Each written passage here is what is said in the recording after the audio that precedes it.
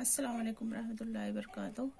चलिए स्टूडेंट, आज हम शुरू करते हैं लेक्चर नंबर 6 का पार्ट सेकंड। लास्ट लेक्चर में हमने देखा कि किस तरह सिंपल क्यूबिक यूनिट सिस्टम में हम आर और ए के दरमियान रिलेशन होता है। R means radius of the sphere and a is the edge length of given cubic system. ठीक है, तो इसको हम थोड़ा सा समराइज करते हैं। For simple cubic unit system, जैसे क्रिस्टल सिस्टम देखें यहाँ पर, first for simple cubic unit system, for simple cubic unit cell, इसमें जो है एटम पर यूनिट सेल किस तरह मालूम किया था हमने। ये 8 कॉर्नर होते हैं, उसका 1/8 पार्ट जो होता है उसमें एटम के अंदर होता है। तो एटम पर यूनिट, यहाँ पे आप इसको लो, atom per unit cell that is 1। इसमें एज लेंथ और रेडियस के दरमियान रिलेशन आती है। R is equal to radius is equal to 1/2 of the edge length, और edge length is equal to twice of radius. Is that clear? ये पहले system. दूसरा हम देखेंगे, it is for face centred cubic unit cell. इसमें हमने देखा कि फेस, जो 6 फेस होते हैं, 6 फेस के लिए हम लेते हैं 6, उनका आधा पार्ट जो होता है क्यूब के अंदर होता है, तो ये आता है 3, और जो कॉर्नर के आइटम होते हैं उसको हम 1 लेते हैं, it is a 4।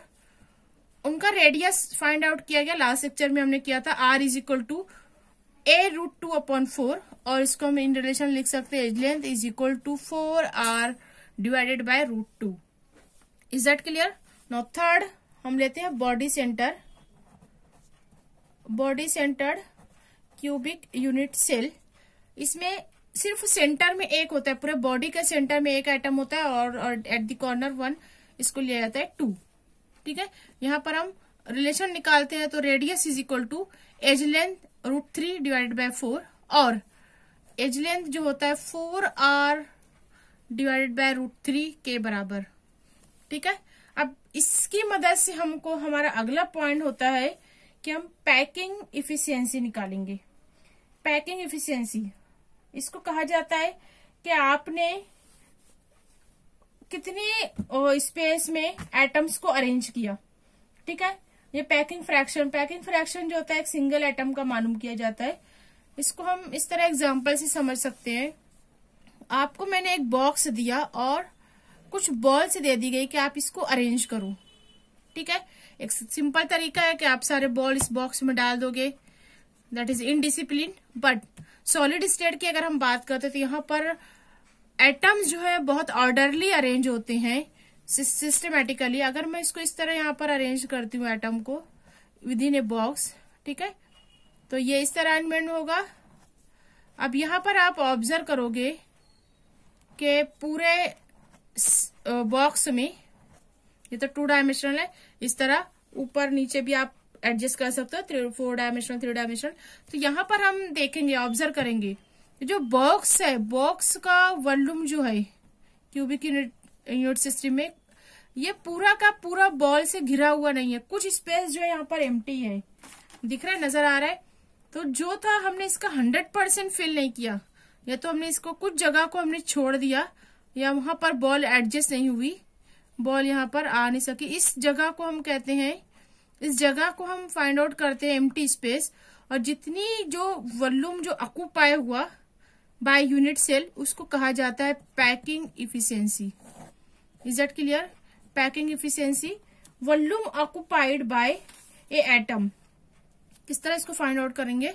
Volume occupied by atom.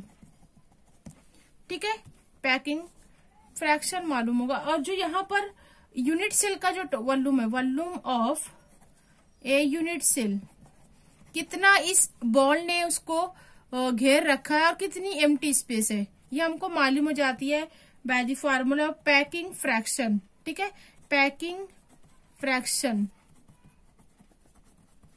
ठीक है, अब अगर इसको हम पूरे सेल का मालूम करते हैं, total volume of unit cell मालूम कर लेते हैं, पैकिंग इफिशियंसी कहलाता है वॉल्यूम ऑक्यूपाइड बाय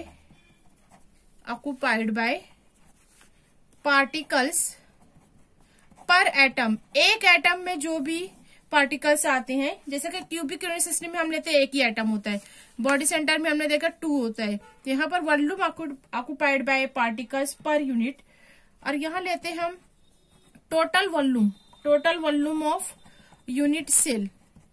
इसको अगर हम मल्टीप्लाई कर देते हैं 100 से, तो हमको इसकी इस्तेदाद मालूम हो जाती है, एफिशिएंसी जिसको कहेंगे, कितना एफिशिएंट है, कितना उसमें कैपेसिटी है, आपने कितना उसको फिल किया, उससे हमको पैकिंग एफिशिएंसी मालूम हो जाती है।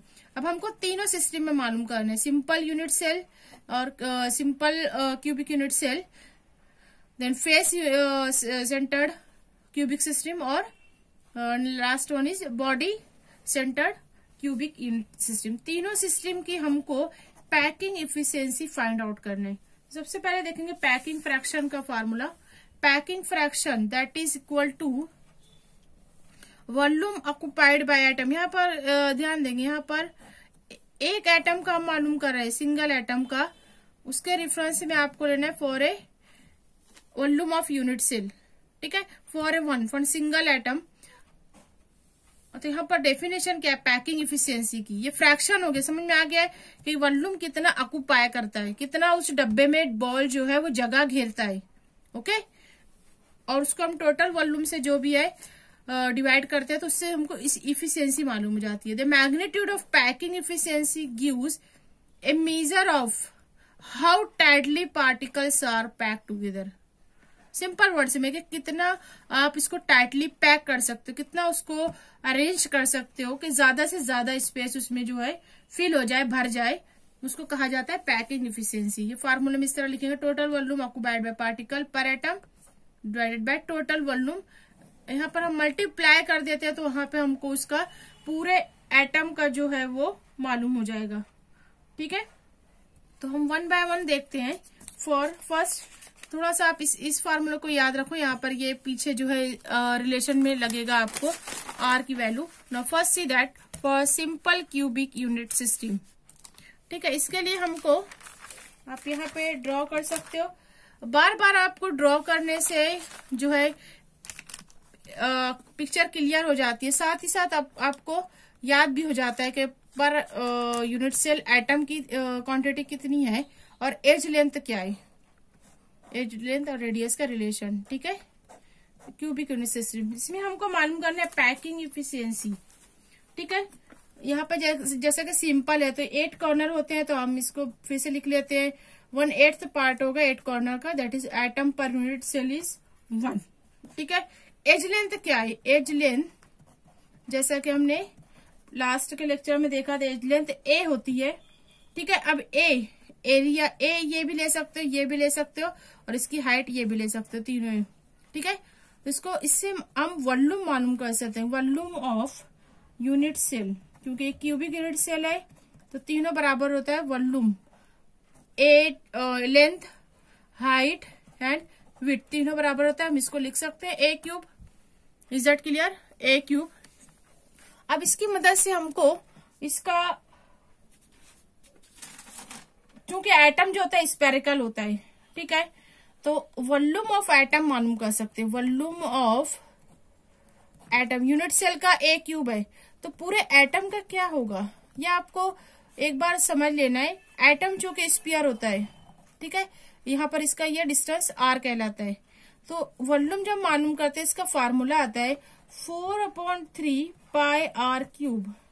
ये फिक्स है, या आपने लोअर क्लासेस में पढ़ा है कि हजम क्या होता है, किसी भी स्फीयर का हजम या वॉल्यूम क्या होता है, 4/3 पाई आर क्यूब, ठीक है। Volume of atom that is 4/3 pi r cube.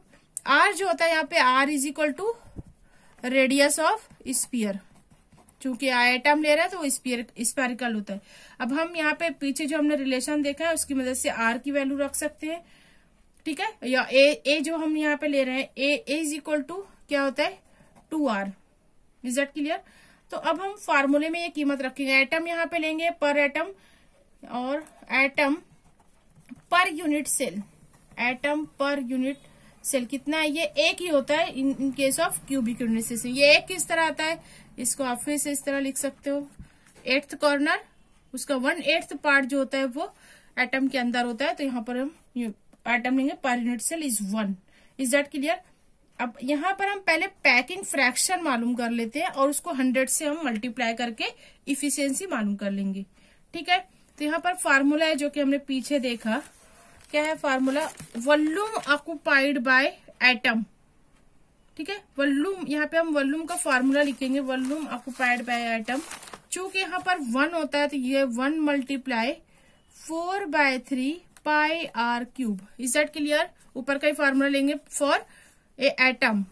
ठीक है, अब इसको डिवाइड करना है टोटल वॉल्यूम। ठीक है, volume of unit cell, volume of unit cell हमने क्या लिखा है यहाँ पर ऊपर? Volume of unit cell is a cube. A cube से हम इसको डिवाइड कर देते हैं। चूंकि अब हम यहाँ पर ले चुके हैं as a is equal to 2r for a simple cubic unit system, unit cell. ठीक है, for a simple cubic unit cell के लिए ए जो होता है 2r के बराबर होता है। ये भी हम निकाल चुके हैं फॉर्मूले में। रेडियस ऑफ द, ये जो यहाँ पर 2 स्पीयर आते हैं उनका r फासले जो होता है वो 2r के बराबर होता है इसलिए। ठीक है, अब यहाँ पर हम a की जगह पर रखेंगे 2r। Packing fraction is equal to 1 हम लेंगे नहीं, 4/3 pi r cube divided by a is equal to 2r cube. ठीक है, अब इसको हमको कैलकुलेट करना है। किस तरह कैलकुलेट करेंगे हम? ये इसको सिंप्लीफाई करना है। ठीक है, 4/3, ये इसको अभी इस तरह लिखो, 4/3 पाई आर क्यूब। 2 का क्यूब जो होता है 8 बराबर 2 into 2, 2 into 4 into 2, 8 r cube. Is that clear? अब इसको हम लेंगे 4/3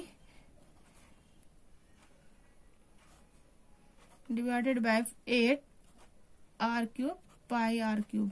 अब इसको हम शॉर्ट हैंड करेंगे तो यहाँ पर आर जो है क्यूब कट जाएगा। ठीक है, आर क्यूब। ठीक है, साथ ही साथ यहाँ पर हम इसको डिवाइड करके 4 8। ठीक है, 3, तो यहाँ पर क्या हुआ? 3 into 2 6 pi divide by 6। Is that clear? Pi की वैल्यू कितनी होती है? 3.14। ठीक है, डिवाइडेड बाय 6। अगर आप इसको 3 से डिवाइड करते हो 3 अपॉन 6, ये 1/2 आएगा। इसको मैं 0.5 लिख सकती हूँ, 0.52 आती है। ये वैल्यू हो जाती है फॉर पैकिंग फ्रैक्शन। ठीक है, अब पैकिंग इफिशियंसी मालूम करने के लिए आपको क्या करना है? Packing efficiency is equal to packing fraction multiply 100। तो यहाँ पर आपको मिलेगा 0.52 मल्टीप्लाई 100, तो क्या हो जाएगा? ये 52% packing efficiency for simple cubic unit cell. Is that clear? कितनी आई? मतलब यहाँ पर क्या हुआ? 52 क्या शो करता है? 52% में यहाँ पर जो है बॉल्स ने जगह घेरी, वॉल्यूम ऑक्युपाई किया, और बाकी का रिमेनिंग जो 48% वो क्या था? एम्प्टी है। Is that clear? पहला आपको पॉइंट समझ में आया कि पैकिंग इफिशियंसी किस तरह मालूम करेंगे। Okay, thank you. Next lecture में हम डिस्कस करेंगे packing efficiency for the body centred and face centred cubic system.